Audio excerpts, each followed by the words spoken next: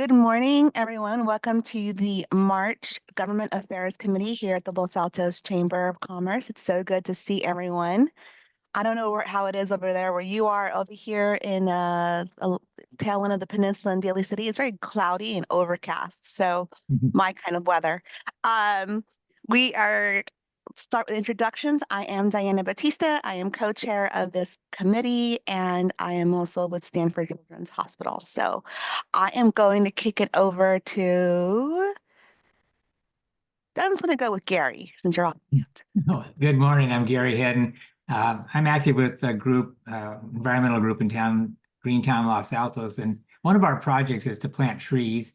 And I got a Valley Water mini grant, by the way, to do a little tree planting and understory planting at St. Nicholas Elementary School. So I'm quite happy with that. And we've made good progress working with the kids and getting a lot of things planted and teaching them about the value of trees and understory and how that helps to protect our water. These are all native plants. So ultimately, when they get established, they will take a lot less water. Awesome. Marie. Good morning, everyone. Marie Young, an individual member of the chamber. Welcome. Abby. Hi, good morning, everybody. Ashante Hotel. Love it. Leslie. Sorry, trying to hit the mute button. So Leslie Bulbook, Office of Assembly Member Mark Berman. It's good to see everybody. Thank you. Scott. Good morning, Scott Hunter, Executive Director of the Los Altos Village Association. Okay. And looks like we have a great turnout from Valley Water. So I'm going to go with Tegan. Good morning. I'm Tegan. I'm a Civic Sparks Fellow at Valley Water, who's working mainly on the Watershed Master Plans. Olivia. Hi, I'm Olivia Cobb. I'm an Assistant Water Resources Specialist at Valley Water, also mainly working on the Watershed Master Plans. Lisa. Good morning. So nice to meet everyone. I'm Lisa Bankosh. I'm the Assistant Officer of Watershed Stewardship and Planning. Mark. Hi, I'm Mobile. This is Mark Seidel. I'm on the Chamber Board, and I'm with the Ann Wojcicki Foundation. Good morning, everybody. Good morning. Thank you. John. Hi, good morning, Mark. It's been a while. Good to see you. I know you're not on camera, but good to see you again. I'm John Bourgeois. I'm the Deputy Officer over Watershed Stewardship and Planning. Thank you all for your interest in this topic. And I have a legal call at 9:30, so I'm going to be bowing out a little early. So apologies for that. Don't be late for the lawyers. Samantha. Hi, Samantha Green. I'm the manager of the Water Resources Planning and Policy Unit at Valley Water that works on this Watershed Master Plan. So we're excited to be here. Awesome. Nicole. Hi, I'm Nicole. I work here at the Los Altos Chamber of Commerce. And Kim. And Kim Mosley, President of the Chamber of Commerce here in Los Altos. Thank you all for joining us this morning. Really appreciate a contribution from Valley Water and participation. The nice thing about these sessions too is that we record them and then we can post them on our website and share them with our members by email as well. So this will be seen by many others beyond the reach here this morning. So thank you for that. And last but not least, we have our speaker, Heidi Williams. Just a little bit about Heidi. She is an environmental scientist who cares deeply about enhancing the ecosystem health of California's water, from the headwaters of the Sacramento River to the outlet of the San Francisco Bay. She holds a master's in international environmental policy from Middlebury Institute of International Studies at Monterey. There, she conducted an economic analysis that demonstrates the interdependence between the health of the U.S. economy and the health of our estuaries and coasts. She works as a water resource specialist at Valley Water, Santa Clara County's Water Resources Management Agency. There, she is leading development of the Lower Peninsula and West Valley Watershed Master Plans, which is what she's just talking about today. So without further ado, I am going to go ahead and hand the Zoom over to Heidi. Welcome again. Thank you. All right. So we have Olivia who's going to be steering some slides for me. We're just going to get those up. Is that showing up okay? Yes, it shows up great. Thanks. All right, so as mentioned, I'm really excited to talk to all of you today about this effort from Valley Water, which is our Lower Peninsula and West Valley Watershed Master Plans. And this agenda slide was more for yesterday's presentation I had, but just in that first half there, during my presentation, I'm going to do a quick introduction of Valley Water, of our watershed master planning, of the watersheds themselves, of the community network that we're developing and their involvement, and then a timeline and next steps for this project. And today, basically what I would love everyone to walk away from this knowing is what this project is, how they can be involved, and what's happening next. So Valley Water, for anyone that's not familiar, we were founded in 1929, and our mission is to provide Silicon Valley safe, clean water for a healthy life, environment, and economy. Approximately a third of the more than 800 miles of creeks and rivers in Santa Clara County are owned by Valley Water, and the health of a creek reflects the conditions throughout the watershed, not just those along its banks. Valley Water's environmental work protects and restores habitats and encourages the return of endangered species, such as the red-legged frog, steelhead trout, and salt marsh harvest mouse.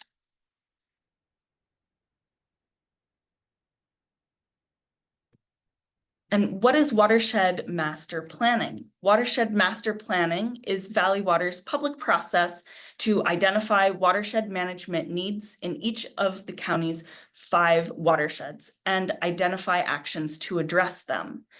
And Watershed Master Plans integrate 5 overarching water management objectives, and those are seen here at the bottom of this slide. Our 5 main objectives are water supply, natural ecosystems, water quality, climate change, and flood risk reduction. And we focus more on the natural ecosystems and flood risk reduction aspects in this particular plan. And in part, that's because there are many other planning efforts at Valley Water, and some of those touch on some of these other objective areas. So we have the water supply master plan, the asset management plan, the climate change action plan, just to name a few. And within this effort, we integrate some of the procedures and the goals in those various other planning documents at Valley Water and incorporate them into this one, and then add that layer of the natural ecosystem and the flood risk reduction, so that it is an integrated long-range plan that serves across all of Valley Water's needs. And I want to take a little while on this slide here, why it matters, because this is so crucial. The vision of this effort is managing Santa Clara County water resources holistically and sustainably to benefit people and the environment in a way that is informed by community values. And I listed just in some bubbles some of the things that I see this functioning as. So I see the Watershed Master Plans as guiding documents for watershed management. And that's something I've touched on just a little bit already, but they really guide the watershed stewardship work that we do at Valley Water. And then beyond that, they are made for anyone that has an interest in our mission areas. So they also are a reflection of community values, and that is such a critical piece, and it's a reason why we're really trying to get the word out about this early on as we're starting the work, and invite people that are interested to participate along the way so that we can build in what community values they care about into these plans. They serve as a path for multi-benefit solutions. So one thing we're doing is brainstorming right now how the watershed master plans could function as a place where, when a valley water project is on the table, we run through a procedure that's tied to these plans to investigate any project's potential for being completed using natural solutions, or to have natural ecosystem opportunities be paired with other projects at the same time as we're doing work on those projects. And additionally, actions in the plan will be considered for how they can satisfy more than one of our objectives or metrics. The plans also serve as a springboard for project partnerships. So that's also tied in with the reflection of community values as we're working with others and collaborating on this. We want to identify actions that we can do to improve the watersheds and generate ideas for new partnerships to, work on like new projects with others. It also is a tool for decision makers. So at Valley Water, what that means is that, we have a lot more we'd like to do than we necessarily have funding to do it. And through the identification of where we're at on various targets that we have, we can identify gaps and opportunities. And then through our prioritization process of what actions we can do to improve the watershed, we can help guide Valley Water decision makers on what actions might rise to the top. And then we hope this also has use for decision makers outside of Valley Water as well. And lastly, they can be an informational resource on the watersheds. We're putting together a lot of watershed level information on historical and existing conditions in these areas, and that can be something that others can use in learning more about the watersheds. All right, now I'll talk about what we've done so far. We have developed a county-wide framework for all 5 of our watersheds, where you can see the outlines here in the county. And this effort was finalized in 2022. And the framework guides the development of the watershed specific plans and sets the overall vision, goals, and objectives for those. Additionally, we have completed so far master plans for 3 of our watersheds. So in 2022, we completed the Coyote Watershed plan. And last year, 2024, we completed ones for the Upper Pajaro and Guadalupe. And now we are preparing the final 2 that we're going to be doing, which is the West Valley and Lower Peninsula. Here's some of the work we're starting to do now. So right now we're preparing an existing conditions analysis. And this is something we are working with a consultant on. We are working with ESA to describe past and present conditions, both for land use in this area and for the resources that tie to our objectives. So ecology, flood, water supply, water quality, and climate change. We also in-house are preparing a flood vulnerability analysis. And this is a key feature as we are the primary agency with authority to provide flood protection in the county. So we are doing this modeling to come up with a ranked vulnerability in the watersheds for flood. So what we do is we take some physical factors like flood depths, velocities, locations of critical facilities, and then we take socioeconomic conditions in areas' ability to access resources and recover, and we use Cal EPA's Cal Enviro screen for this. And then when we combine them, we create on the right here this ranked hazard map. And you can see that there is a range of from red to yellow here of high risk to low risk that identify the places that are most vulnerable to flood. And we focus on frequently occurring flood events in this. So a 25-year flood event is sort of that standard we're looking at for this one. The plans themselves, of which there will be a separate West Valley Master Plan and then a separate Lower Peninsula Master Plan. And within each of those, there will be three main elements: setting, metrics, and priority actions. And I'll speak more to a little bit to each of them. So first is the setting element. This summarizes existing conditions of the watershed. So it's based on that existing conditions analysis that we're currently doing. And we will identify challenges and opportunities for watershed management within this element. So for example, both of these watersheds, one of the challenges is that these are highly channelized and urban areas. So it could be a little bit difficult to find feasible places to utilize natural and green infrastructure. And it could be difficult to connect some of the remnant habitats to improve conditions in this area. But on the other side, we do have opportunities. And one example of an opportunity is maybe to look to the baylands. So these watersheds have that benefit of including some of those salt pond areas by the bay and highlighting that creek marsh connection, improving coastal flooding, or restoring some of those former salt ponds may be good opportunities within these areas.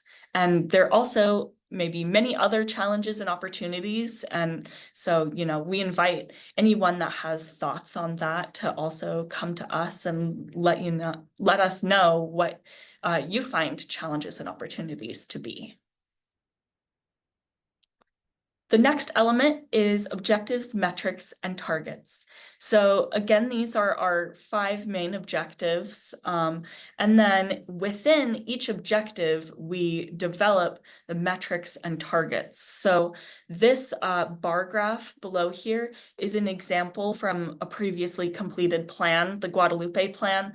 And each bar in this chart represents one of the metrics that we came up with for Objective D, protect, enhance, and sustain natural ecosystems. And for every metric, we come up with baseline data and then the target of where we want to be to improve that metric.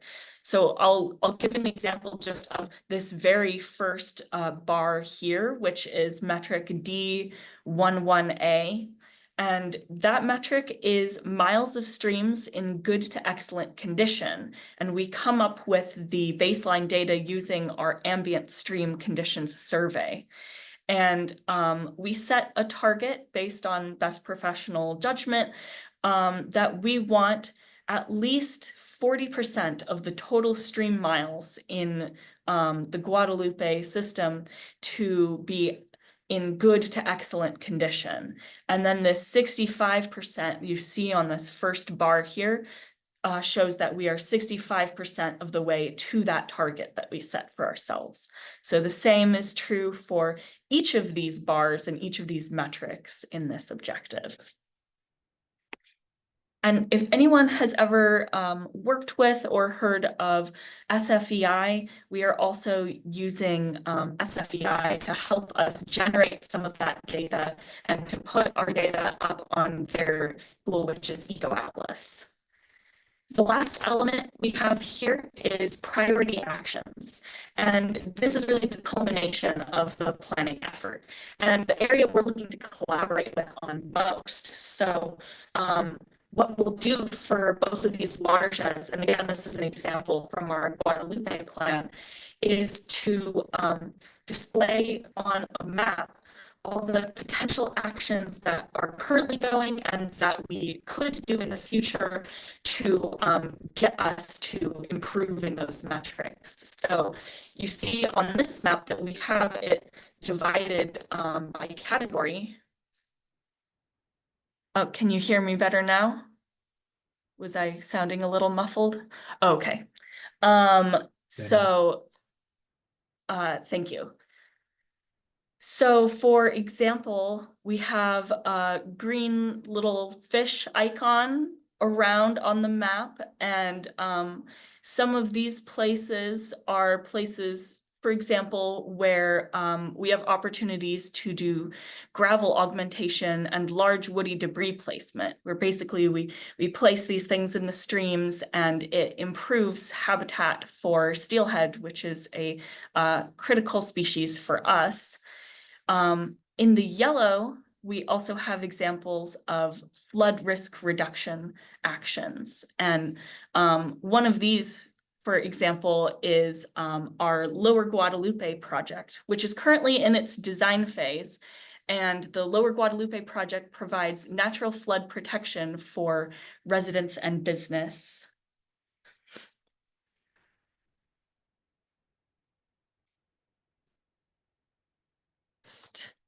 All right, now I want to talk more about each of the watersheds themselves. So this outline here is for West Valley Watershed. It is 85 square miles, and it includes certain creeks such as San Tomas Aquino Creek, Saratoga Creek, Calabasas Creek, Sunnyvale East and West channels, and it includes cities such as Cupertino, Sunnyvale, Mountain View, Los Altos, so yourselves, Palo Alto, and it's basically characterized where up in the foothills, many of you may know, there's more open space area, and then as we get closer to the bay, it's more highly urban and channelized, and then the waterways connect to the Guadalupe Slough through the South San Francisco Bay. And then for Lower Peninsula, we have a similar sort of landscape where up in the foothills, there's a lot more open space. And then downstream, we have highly urban and channelized areas. Lower Peninsula is about 98 square miles. And in Lower Peninsula, there's several streams that support some native steelhead. And in this area, Valley Water is a part of the San Francisco Creek Joint Powers Authority, where we work on flood protection. And I'll say for both of these, sorry, I did a pause there. For both of these, we're working on habitat improvement, fish barrier passage projects, and looking for more ideas to support the habitats. Now onto the community network. These are basically categories that summarize the types of groups that we have been reaching out to. So from the agricultural community, groups that think and work on economic vitality, educational institutes, tribes, environmental organizations, regulatory agencies, municipalities, open space areas, subject matter experts, and other water resource agencies, amongst others. And we are building this over time. So we reached out to a block of organizations that we had identified and are aware of, but we're also looking for any advice or input on if you know of anyone else that might be interested in engaging in this effort. I do encourage you to reach out to me, let me know so we can add more people and grow this as the project goes on. And the role of the community network is that, one, early on, we want to collaborate on how we can make these plans useful to you. So after this presentation, if you have any thoughts on that, on what we could include in the plans that might be something that makes the plan something that you would use, feel free to let me know. And then we also want to collaborate with others on the development of those plan elements I went over, the setting, the metrics, and the priority actions, and discuss potential partnerships with us. So the community network overall, they provide subject matter expertise, attend group meetings, and then down the line when we're working on the priority actions, we may be doing some more in-depth workshops, and then review draft documents as they come out. Our project schedule. So here we're at the beginning-ish of 2025 doing some kickoff meetings. So this is one of those. And then in mid-2025, we will have our existing conditions and setting information available for review. And then throughout 2025, we are mostly focused on gathering a lot of our data, doing that analysis, and preparing the metrics and targets. And those will be available for review towards the end of 2025. Starting also at the end of 2025 and carrying through 2026 is our work on our priority actions, where there will be several opportunities for engagement there. We plan to have full drafts completed by the end of 2026 and to provide a review of those full plans in early 2027. So this is just summarizing all that information.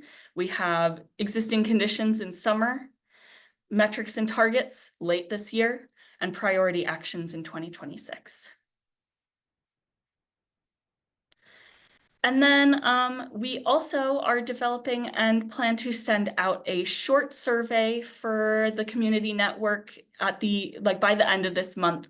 And this survey is just to learn more about the agencies interested in being involved and for us to gather more information on what topics within the watershed are important to you and what you find some of the key opportunities and challenges within the watersheds to be. As I mentioned, I'm looking to grow the community network. So I have my email here.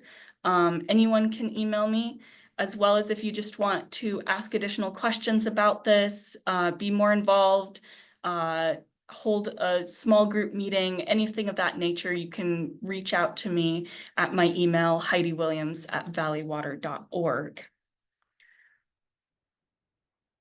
And then this last slide, it has links for people. So if there's interest, I can send out these slides so that people have access to these links. The best way to keep up to date on these projects are our Be Heard pages. So we have a Be Heard page for the Lower Peninsula and a separate one for West Valley. And I have links to those places. I also have links to a Google Maps that has the outlines of the watershed, so you can play around with looking at what exists within each of the watersheds. I have a link to our main webpage on the Valley Water site for the Watershed Master Plans.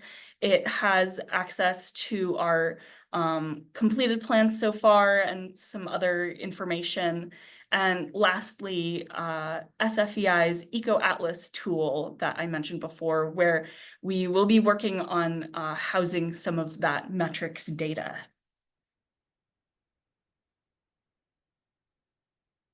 All right, and then these are just potential discussion questions, though, I look to all of you to have whatever questions and discussion you'd like to have, but we are interested in hearing how best we can work with you on this, and then what would make these plans most useful for you. And that's it. Thank you. Thank you. That was super informative. I hear an echo. Hopefully you guys are okay hearing me. Thank you so much. That was super informative. I wish I knew more about water, like just so I can give some insight into this, but this was just really amazing. I am putting a link that I found, and you can correct me if that's wrong, one of the Valley Water folks, if even just to kind of help direct people if they're interested in learning more. Are there any questions or comments from the group? Abby? Hi, everybody from Valley Water. So I'd like to know, you've mentioned two words that are really dear to my heart. Housing is one, development is another. And as you are integrating this, are you working with city planning staffs? Are you working with builders and developers? Because having been at that end for 50 years, I know that it can often be challenging to provide the housing that's so badly needed and provide the environmentally safe things that you promote. Give me some help. Yes, so we are working with a variety of city planners. And we have not identified people that are builders yet. So if you have any suggestions for people that along those lines that we might work with, please let me know. But that we don't have any contact so far, but we would certainly welcome working with people like that.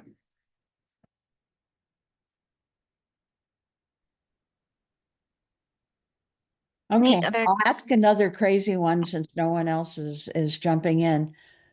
What does the red-legged frog do for the environment that often prevents housing?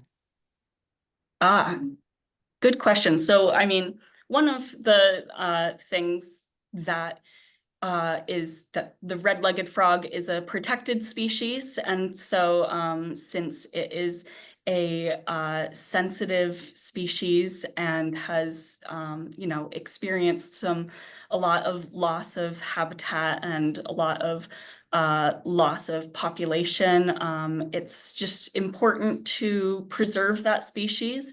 But it also is, and I'm not an expert on red-legged frogs. Maybe Lisa or John has more information on its function and importance as well. Well, John signed off just in time, so I get to maybe address that difficult question. I don't think the red-legged frog provides any key sort of function in the environment. I think we're getting into questions of the value of individual species and habitats, and it's probably not a really easy question to answer. The environmental laws do constrain development. One of the functions of Watershed Master Planning is to bring people together to understand what the community's needs are for the whole range, right? And try to balance those needs with the environmental protection mandate that we have, right?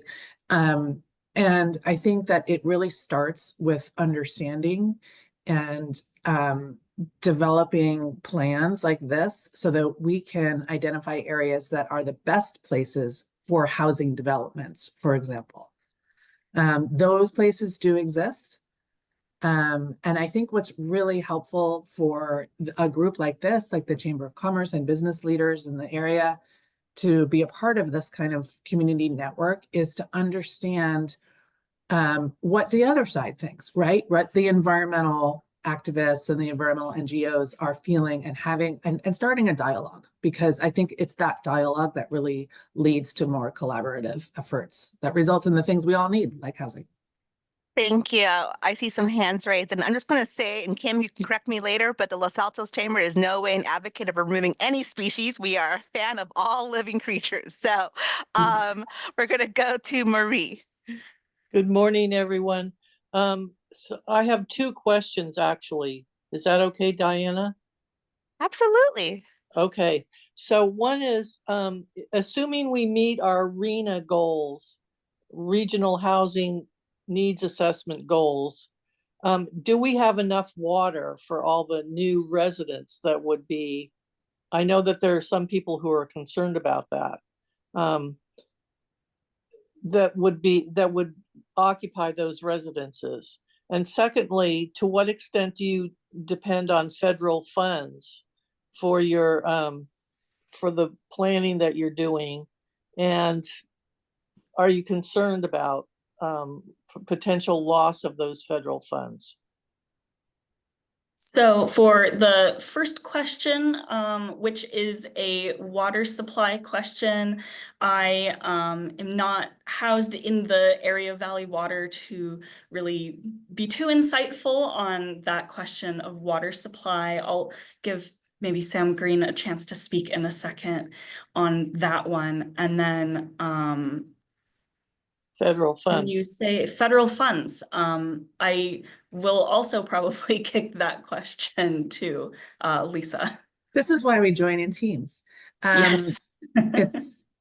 We are not currently funded. The Watershed Master Planning effort is not currently receiving federal funds. So that's cool. That's good. Straightforward. And from the RENA question, those are very aggressive goals, as I'm sure you're aware, but and I know you asked, assuming we meet them. And so Valley Water's policy right now, and it's often being discussed at the board level, but our current policy is we will invest in supplies necessary to meet our level of service goal for the county's demands, including forecasting growth. And our planning really does take a lot of care on working with the various jurisdictions and cities and retailers to make sure that we all are following the growth that's happening and the growth that's being projected so that we can properly plan for those water supplies. And of course, there's a lot of uncertainty in all that. And that's why we do look at so many different types of supplies and different projects and do such careful planning. And so I understand the concern, but I think Valley Water has really good relationships with the cities and the retailers when it comes to water supply planning. And so I think we're doing the best we can.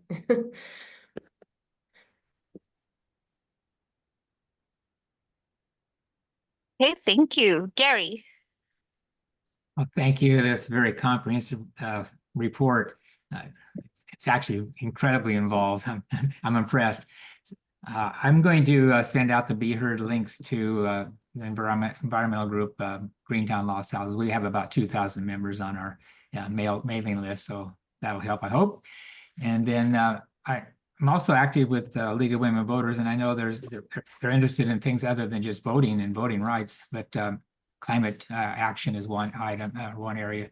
And I think the county is working on sustainable efforts. Have you reached out to them? I think League of Women Voters is on our register of people that we are attempting to contact, but I'd have to go in and look at who exactly from them we contacted. But okay, I've got several names I can send to you. I'm working with. That'd be greatly appreciated. Thank you so much. There's a group involved with understanding our sustainability efforts, another group working on urban forestry. Excellent. Definitely glad you're here today, Gary. Scott, you're up. Thanks, Heidi, for the presentation. I actually attended yesterday as well, so I'm have now 2 days in, and I think I'm starting to understand. I also agree with Gary. It was an awful lot of work. I did like that the presentation included Coyote Creek, which actually runs very near to my house down in San Jose. So it was interesting to see that. So my question is, first, I think you may have just answered with Gary, is you asked for who people to reach out to. Yeah, so can you give us an idea of who those people might be? Is this just like everybody on the planet, or are there specific folks that we might know that you might also want to engage with? So it is pretty broad from that list of on the slide where we're looking. I think for contacts here, one group that's very specific that we were thinking about reaching out to is, I think it's called the Business Association of Los Altos. We were struggling to find it. Oh, is that? Oh, great. We found you. Yes. In addition, if people are aware of other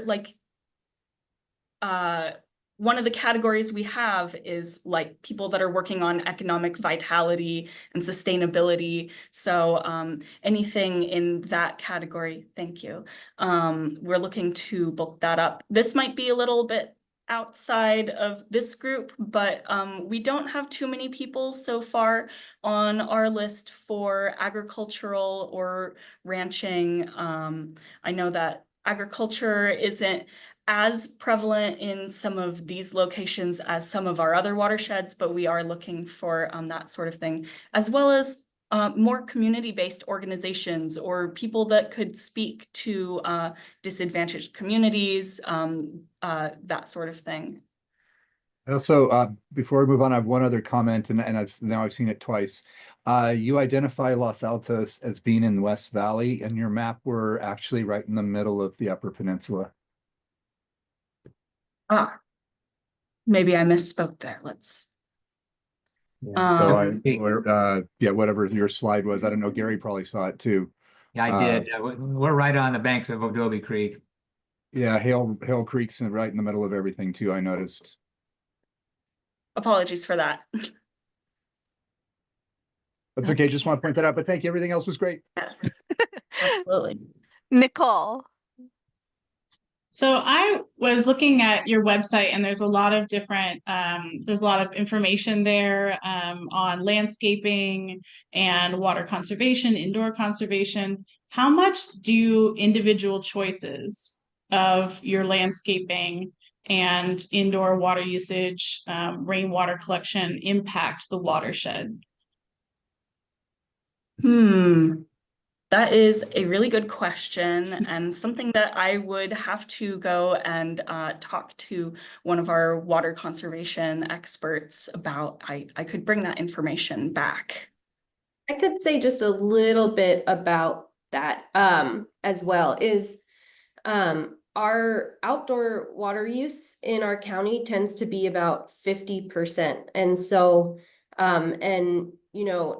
50% also of our water is from our in-county sources.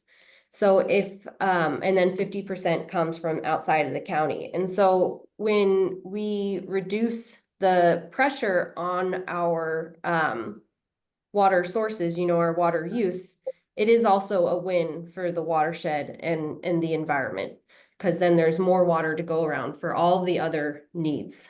And so what you choose to plant outside does have a really big impact. And you can even, if you look at our historic water use through the past several decades, you'll actually see that even though we've had pretty steady population growth, our water use has stayed quite flat to even decreased. And a lot of that is because folks have been doing really good with their outdoor water use, planting drought resistant plants and getting rid of their lawns and such. And so, it is, I would say it is important, because if we hadn't offset that water would need to come from somewhere, whether it be groundwater, which impacts a lot of what we call groundwater dependent ecosystems, which are, trees and other types of ecosystems that really depend on getting water from the groundwater, for example. So I guess I can stop there, but it is important. So keep matters. Keep serving. Yes. Very much. That's great. Thank you. Good question, Nicole. Before Abby, I see you, but I just want to put from the chat box. There was a question from Mark. Heidi, have you connected with Hidden Villa? They steward agricultural land along Upper Adobe Creek. I don't believe we have. So if you can pass on the contact information for them, we'll reach out. Awesome. Mark, I'm sending that one back to you so you can email Heidi your contact. And then Abby, you had your hand raised, and then Gary. So Diana, I love penguins. I don't know about frogs so much, but as a dog-friendly hotel, my comment was I've just always been curious as to whether or not frogs did something wonderful for the environment, and figured I was in the right audience to get an answer. However, I think one of the big things that's helping make changes is the things that we're putting into our houses, from shower restriction to what we're doing with toilet tanks and the rest of it. And I wonder if part of your group works on that in any way, that perhaps there's some connection there that we could be of value to. New products, for example, that homeowners should be using.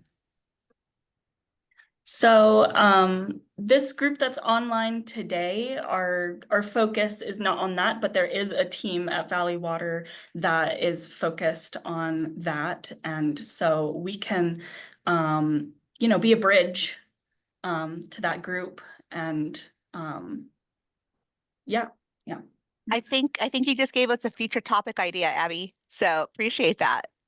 Actually. I think that group presented maybe 2 years, 18 months to 2 years ago now, that we had someone come to speak it more about conservation.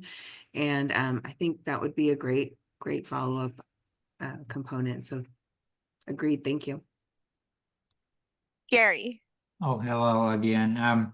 Another couple of groups, if you haven't talked to them, would be Grassroots Ecology. They do a lot of work locally. And then Canopy, the Palo Alto-based group that plants trees and has been planting trees since the 1990s. So those are a couple of, if you don't have those contacts, I can certainly help. Okay. And then are you planning to do anything on Arbor Day? That's we're going to do a little celebration here in Los Altos, and I'll be talking about the help that Valley Water gave us for some of our projects, and give a shout out to the group. That's April 25th. We'll be in Lincoln Park at 4 o'clock. FYI. Nice. I believe Valley Water does have an Arbor Day presence in the community. So that's, again, another group. We're kind of a big organization, but yes, thanks for that idea. We're just trying to bring people together, you know, that's what we do. So any other questions or comments? I think this was great. Thank you so much for being with us today, all of you, especially since this is definitely a team effort. And if you wouldn't mind, Heidi, putting your email back in the chat box, maybe, so that folks can give you all their contact information that you're looking for, that would be awesome. There. And, yes. Awesome. Thank you. And do you want to have a final say on anything, Heidi? A closing remark? No, I just really appreciate the invite, appreciate being here today. Looking forward to all the great contacts and the questions and the comments. This has been great. We'll love to have you back maybe sometime next year, as you're in the midway between now and 2027. So we can kind of get a catch up. That'd be fantastic. So we'll put you on the books for next year. Nicole, we're on that, right? All right. Great. Well, thank you all so much. Just a couple of announcements really quickly. From my part, we do have Supervisor Abe Koga scheduled for next month's GA committee. So please be back here same time next month. And Kim, I know there's something going on in Los Altos. I do have a couple things to share. As Gary mentioned, his Arbor Day event is April 25th. So I put in the chat a link to our State of the Cities luncheon, which is also the same day, Friday, April 25th. It's the opportunity for the mayor of Los Altos and Los Altos Hills, the two mayors, to give their State of the Cities addresses. We generally have close to 200 people in attendance from our community. We'd love to have, I believe last year we had a couple of Valley Water representatives there as well. So we'd love to have any of you come and join us, other elected officials up through our congressional representatives. So it's a really lovely event and a great way to connect with our community. So we'd invite you to attend that. And I put the link to register in the chat. So if you are interested, please do purchase your ticket soon so that you can join us on that day. And by the way, Kim, yes, Mayor Daley said he's going to be going to both that event and then the Arbor Day at 4 o'clock. So he's going to be busy. Where is your Arbor Day event, Gary? Lincoln Park, by tree number 500. Okay, great. Perfect. And so along with that, then I have a little inside scoop for you. Our Walter Singer Award recipient was selected yesterday by previous winners. That's a business member honor that's given each year. And from Cranberry Scoop, which is where the scoop comes in, Ellen Biolsi was selected as our Walter and Marie Singer winner this year, which is a great honor. So we'll be celebrating Ellen for her contributions to the chamber, to the community. She's been involved in the Village Association, the Festival of Lights Parade, etc. She is a wonderful civil servant. So really appreciate all that she has done and are excited to recognize her on that date. One other thing for Save the Date, we're planning a Taste of Los Altos on June the 7th, which is a curated chef-inspired evening of small bites and big flavors. So please put that on your calendar. Los Altos has, really become more of a foodie destination. And so we're looking to highlight that and to connect with our community in that regard on that date. So save that date. And that's all I have. Thank you. Leslie, I saw yourself take off of mute. Do you have an announcement? Yeah, I did. Kim, I did send you an email regarding Assemblymember Berman wanting to honor. I hope you got the email. That's all I wanted to say. Thank you. Thank you. We love having, the certificates of recognition and having our elected officials to recognize those members. So I really appreciate that, Leslie. Thank you. Yeah, so if we could get some additional information at some point, that would be wonderful. Yes. Thank you so much. Absolutely. Thank you. All right. Awesome. I love this. All right. Any other final announcements? Great. With that being said, thank you all so much again for being here with us, and we will see you next month. Take care. Thank you. Bye-bye. Bye. Thank you all. Thank you, Valley Water.